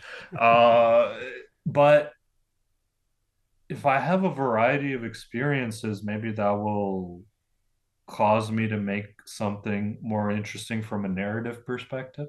Because I don't think anybody cares anymore about the rendering particulars. Artists will nerd out over it, and we get a lot of pleasure from like different edge work, and it's all very Yeah. exciting. Yeah. But I think where people derive the most energy from a painting might be from the story that you're telling in it. And it could probably be good to have some stories to tell. So I think in this chapter of my life, I'm not yelling so much about working 20,000 hours a day, but maybe reading a book that I've always wanted to read, or Mm. maybe try something or go somewhere. Maybe that could be useful. I don't know. I'm still exploring. It's just a thought I'm sharing with you. I'm not sure yet. Look, man, this is I can't believe how fast time is flying talking to you. This has just been an extraordinary conversation. I've gotten so much out of it. I kind of want to go back though to the way we first connected, because this really does speak so much to mindset, and I do want to qualify where I was coming from because I would hate for you or anybody. I think you know where I'm coming from, but anybody else who could have been reading that to misinterpret what I was saying. But back to that, and I'm so glad that we had that interaction because I was putting up this huge painting that I've started, which is a big seascape, and then just going, you know what, here's a picture. This is what I'm working on, and then you entered the comments saying, "Hey, great." Epic stuff. I don't want to misquote you, so you jump in at any time. But you're saying typically a painting like that, anywhere around the $60,000 to $100,000 mark of what it could end up costing, maybe.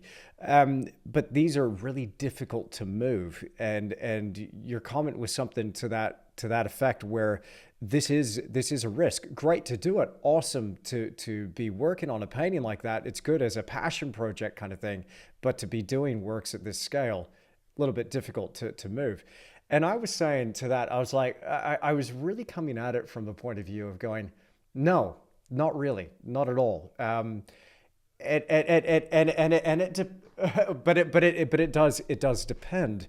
It's almost a bit of an aggressive mindset, and it does come across, I know, as aggressive with other people, but it's mainly my self-talk that I'm then making public, which is going, if I prime my focus and my state of mind going, it is difficult to make this happen, it is difficult to do that, then what I'm willing to do and willing to try is based upon that framework that I've already set up, almost as a mental structure, a mental strata, because you build yourself up, or you're working from a foundation of what you can deem to be possible. If you don't deem that to be possible, you won't act, and not even a hocus pocus about it, but. And so as we were No, no, kind of, it's real. It's super real. well, Extremely. Like yeah. I speak to artists all the time in regards to the prices that some people put on their paintings are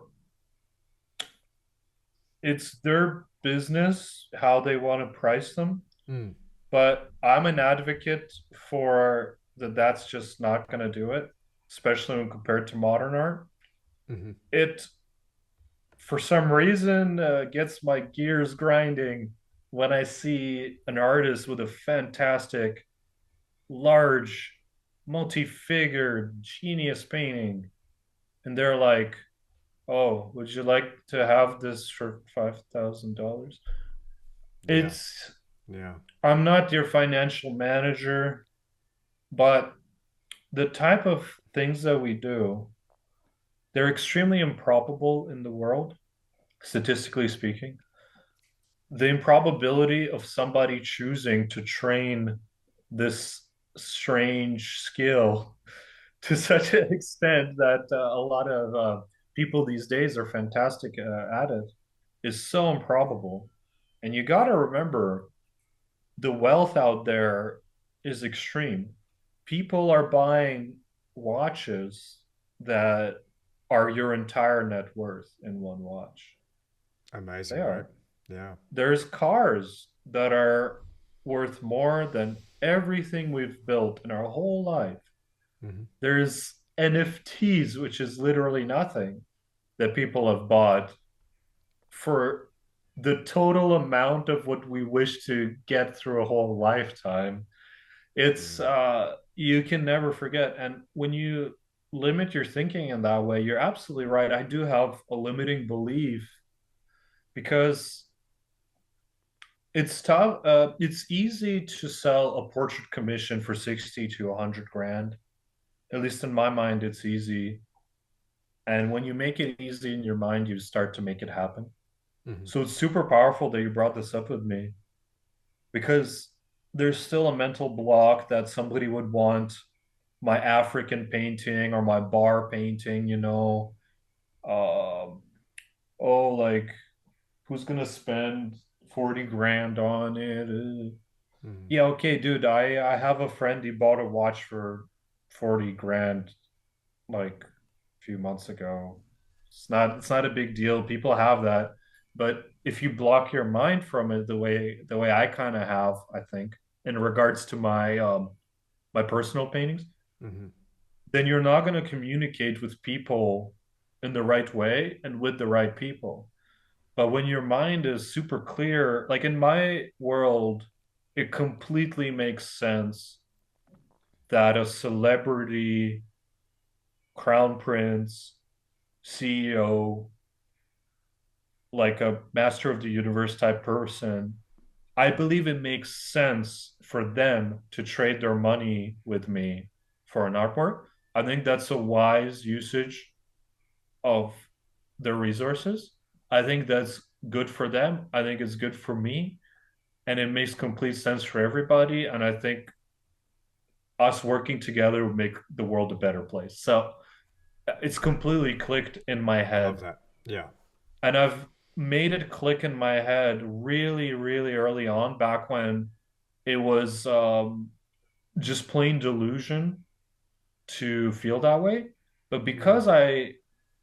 I had this psychotic, delusional young person belief, probably like too many motivational videos or something, uh, it allowed me to enter into situations where I just felt at home in those situations. It made sense to me, I wasn't like, oh, I'm in the wrong place, or oh, des- I don't deserve this, or oh. Hmm. And there's a lot of artists out there that their work is so incredible, and they're not mentally ready yet to put it at the price that I think that their skill represents, at least to me.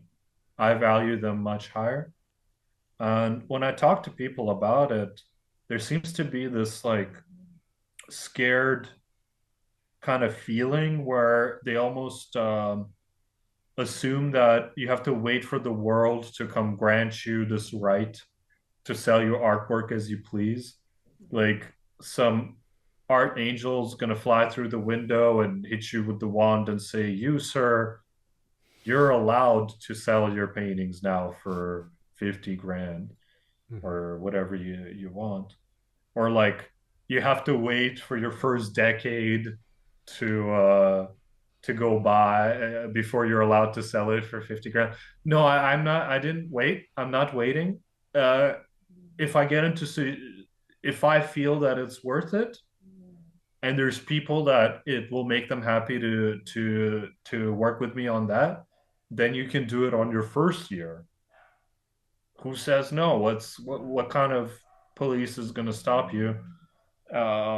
So I don't subscribe to that, and I feel that a lot of artists hold themselves back, some sort of like martyr type Mm. feelings that I'm seeing.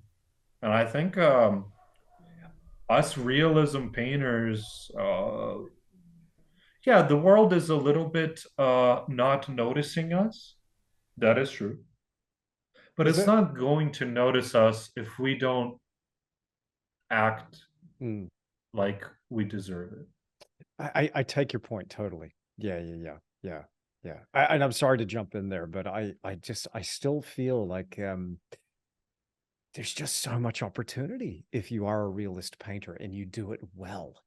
You know, there is so much Yeah. opportunity. I like the way you're coming at this as well. Like when you were talking about, this makes sense. This is good for the person. It's good for me to trade their money for my artwork. I mean, Dude, they were I gonna buy banana tape to the wall for 3 times as much as what you're offering, yeah, come or on, they were take gonna take my spend $4 painting. million on an NFT, you know? So you're literally Yeah, saving them yeah. money and you're bringing something beautiful into their home.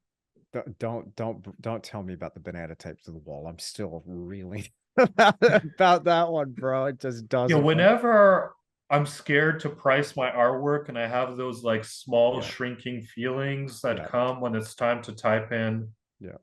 the price, and I'm Mm. like, oh, but I don't have gallery representation, or it's my first decade. Oh, when I have these feelings right before I'm about to type like a absurd price, I just remember that banana and I feel much better. Amazing. Yeah, yeah, yeah, exactly, man. I mean, and don't forget, somebody won the Turner Prize by turning a light on and off in an empty room. They won the prize, and that people Look, are, we gotta save these people from their own stupidity. Uh, it is our duty to help them make better artistic financial decisions. yeah, And I'm here to help wealthy people with that, to brilliant. make their decision making better. But I think there's something to it, dude. I actually think that there's some aspect of the modern art world, like I'm talking about the hyper modern contemporary scene, that is a massive money laundering scheme. I'm convinced of it. There's something criminal going on, and because it just doesn't make any sense. It's a write-off. It's a shifting of finances from one place to another. They're using this as a medium, but it doesn't make any sense. It's like, oh, we need our artwork quick. What you got in your lunchbox? Okay, tape that to the wall. I don't know. It just doesn't factor in. I'm convinced there's something conspiratorial. Yeah, there's tax implications involved. There's investing implications involved. There's status signaling implications involved. So I remember I had an experience where I kind of learned about how humans approach this, you know? Mm, And I was talking to my favorite rapper's wife, not in person, over Instagram. mhm. Uh, my favorite rapper is Pusha T. Okay. Well, there's several, but I was talking to her and she was curious about getting their wedding portrait painted Mhm. by me. But I didn't have as many followers that I need. I didn't have my little verified tag that I got a few months ago. So now I'm a real boy. Before the verified tag, I was not a real artist. Thank God Mark Zuckerberg told me I'm a real boy. I Uh, can't even get my real boy tag. I don't even know what I'm doing oh, wrong. you're not a real boy. I I'm know. I'm not. I'm sorry not. I'm to not a hear real that. boy. No, bro. I'm not a real boy. Well, like when Mark Zuckerberg decides that you're worth it, I keep trying, I man. I hope keep you. going for verification. I've tried it like at least a half a Oh, dozen it's random. What times. happened is I got hacked by these Russian hackers, possibly for my anti-Putin posts, and they started getting into all my accounts and trying to rob me in every way possible. Oh They wow. got into my Instagram, Facebook, and all that stuff. So there was a disaster there where they were in Mm, all my accounts, and I'm just kind of wondering if, through trying to resolve this impersonation situation, mm. um, if that helped. I mean, I don't recommend you to get hacked by some sort of hacking terrorist. That's not a smart way to go Wow. about it, but I think that's what helped me. Yeah. But yeah, so I was talking to the rapper's wife, right? Mhm. And she loved the art. The price I was offering them, my opinion, was pretty low. It's pretty relaxed price. Mhm. Um, really not something that would ruin their month or something like that, I Yeah. would imagine. Mhm. Or at least the way the rap videos seem to look, it'd be all right. Um, but then the conversation went stale, and then I saw kind of what they ended up buying was some abstract, weird shapes that they got at a gallery in Miami, and they stuck to the wall. And I was kind of thinking about that. I was like, well, how does this always happen with celebrities, you know? Mm. I feel like there's always this moment where they're like, okay, the art is good, but what people may want from the art is to feel special. They ask themselves, will buying this art give me the opportunity to brag about, will it tell me more of who I am? Will I be able to brag about it on the internet later? Mm. And when you're reaching out to people on it through Instagram yourself, and you're going after them, you're showing them your realism picture, you're not giving them that weird human situation that they so need for some strange reason, where they want to walk into a gallery, they want the Rolls Royce to be parked in front of it, like at the galleries in Miami. You want the people in the blazers that don't know anything about art, but they went to art school, so they think they know something about art, and they want to be educated on it once they arrive. They want to Mm. feel like they're doing something exclusive, and they want it more than they want good art. Mhm. And in the end, they don't trust their art opinions. So I really respect people that they see an artist, and okay, that artist isn't at the Miami gallery. They're not on they don't have a million followers on TikTok yet or whatever. That Mm. those like mainstream things that people like. And they say, but you know what? I'm in control of my decision making. I don't need society to approve my artistic purchase, and I'm gonna go with this artist right here. And for that reason, I so much appreciate everybody that did commissions with me Mm. back when I was starting. Mm.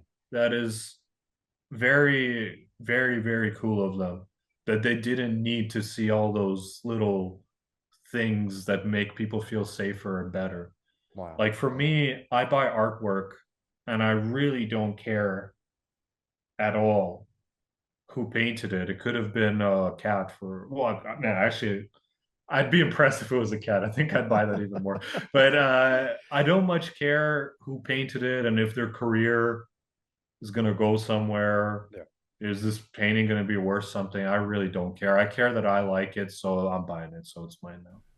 That's Brilliant. how I approach it. Brilliant. Yeah.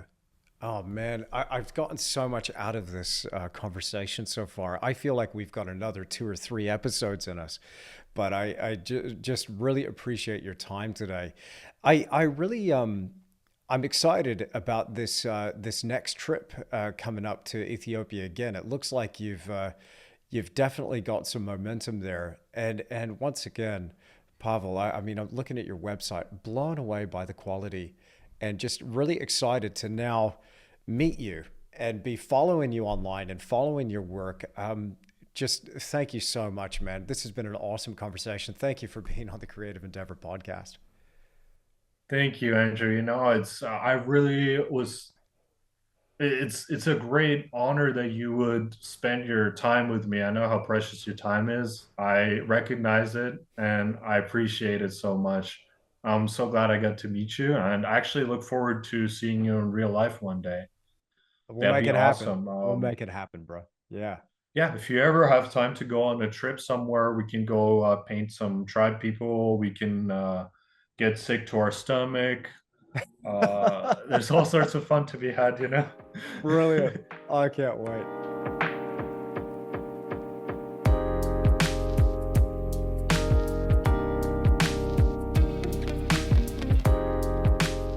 Thank you so much for tuning in to another episode of the Creative Endeavor podcast, and a huge thank you to Pavel Sokov for joining me. Right now, you can go and follow Pavel online on Instagram at Pavel Sokov.